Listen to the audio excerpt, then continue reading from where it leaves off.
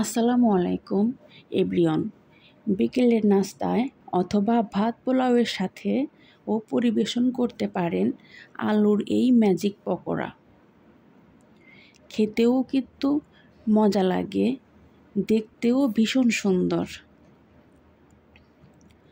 তো চলুন আজকে ঝটপট সহজ রেসিপিটি দেখতে চলে যাওয়া যাক।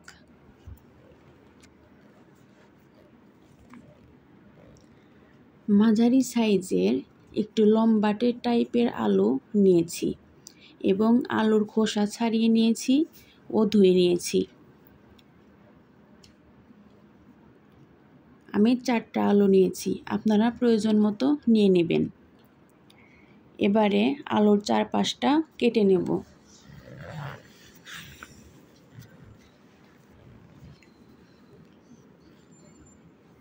এবং মাঝ বরাবর কেটে 2 ভাগ করে নিচ্ছি।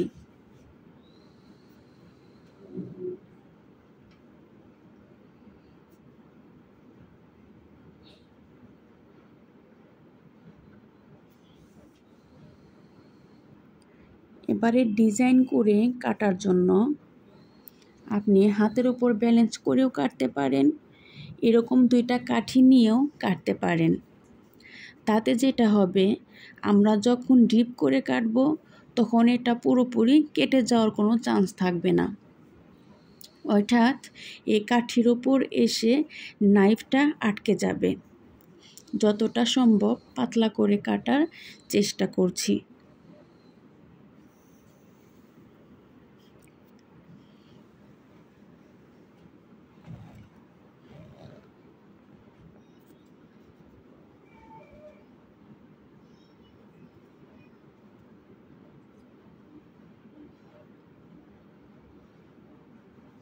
আমি কেটে নিয়েছি সুন্দর মতো।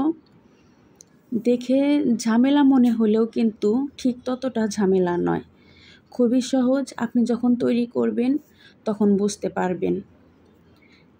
কাঠি সমান করে কেটে নিলাম।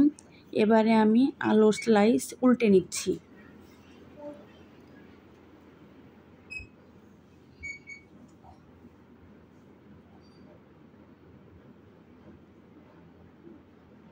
একটু লক্ষ্য করুন, অপর পাশটা যে সোজা করে কেটে নিয়েছিলাম তার উল্টো পাশটা কিন্তু সোজা করে কাটবো না, একটু অ্যাঙ্গেল করে অথবা একটু বাঁকা করে কেটে নেব। আর পুরোপুরি কাঠি পর্যাপ্ত ডিপ করব না, একটু কম করে কাটবো আগের তুলনায়।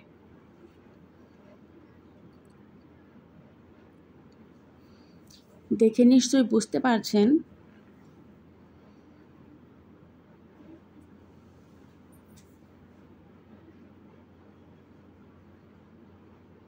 ব্যাস হয়ে গেল। একটু লক্ষ্য করুন কতটা সুন্দর হয়েছে। একদমই কিন্তু কেটে যায়নি, প্রতিটা স্লাইসই কিন্তু সুন্দর হয়েছে। তারপর হাতে পর্যাপ্ত পরিমাণ পানি দিয়ে ধুয়ে নিয়েছি। আর একটা বাটিতে আমি নিয়ে নিচ্ছি 3 টেবিল চামচ ময়দা, 3 টেবিল চামচ কর্নফ্লাওয়ার, ময়দার পরিবর্তে বেসন আর কর্নফ্লাওয়ারের পরিবর্তে চালের গুঁড়া নিতে পারেন। এবারে কিছু মশলা নিয়ে নেব।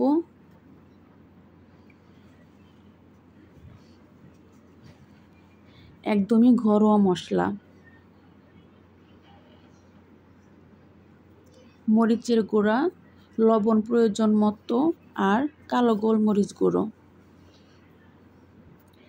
ব্যাস, এতেই কিন্তু অনেক মজাদার খেতে হবে।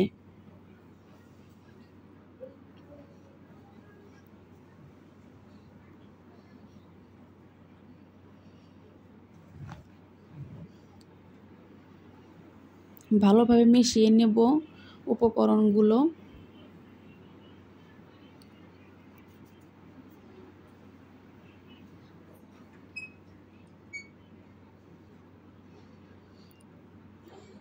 ভালোভাবে মিশিয়ে নেওয়া হয়ে গেলে অল্প অল্প করে নর্মাল পানি দিয়ে কিছুটা ঘন টাইপের ব্যাটার তৈরি করে নেব।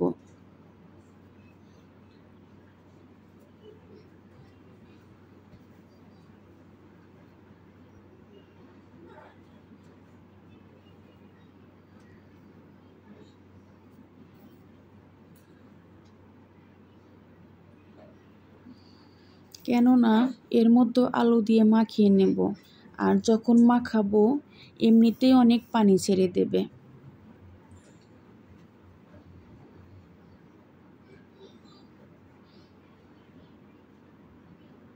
খুব ভালোভাবে মিশিয়ে নেবেন যাতে দানা দানা না থাকে।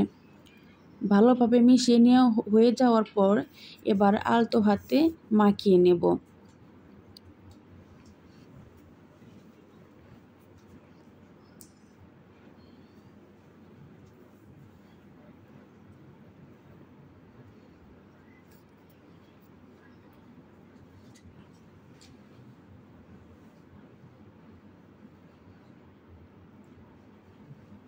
বেশি জোরে জোরে মাখবেন না, তাহলে ছেড়ে যেতে পারে।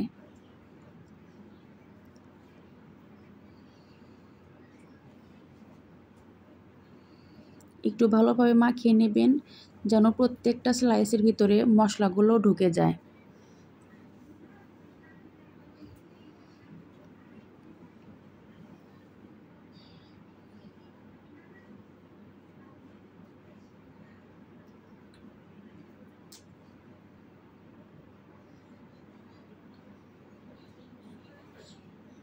এবারে আমি হাত দিয়ে প্রত্যেকটা আলু ভালোভাবে মাখিয়ে নিচ্ছি।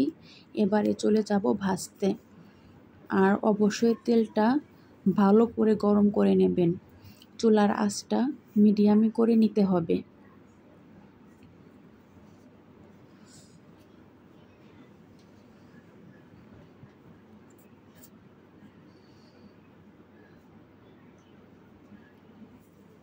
দুই পাশটা উল্টে পাল্টে সোনালি রং করে ভেজে নিতে হবে। ভাজার ক্ষেত্রে একটা টিপস দিয়ে দিচ্ছি আপনাদেরকে।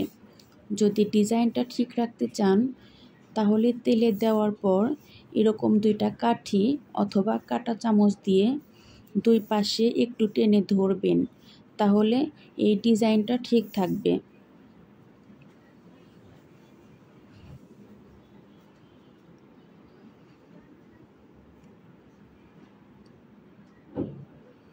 খুবই সাবধানে এভাবে আমি যেভাবে দেখিয়ে দিচ্ছি এভাবে একটু ধরে রাখবেন।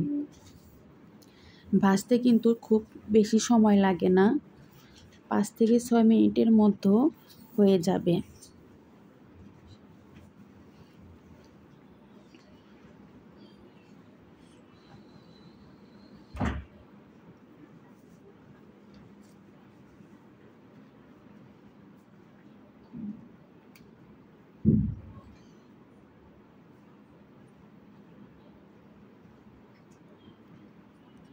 তেলগুলো আলুর উপরে এভাবে একটু দিয়ে দেওয়ার চেষ্টা করবেন, তাহলে পকোড়াটা আরও একটু মুসমুসে করতে সাহায্য করবে।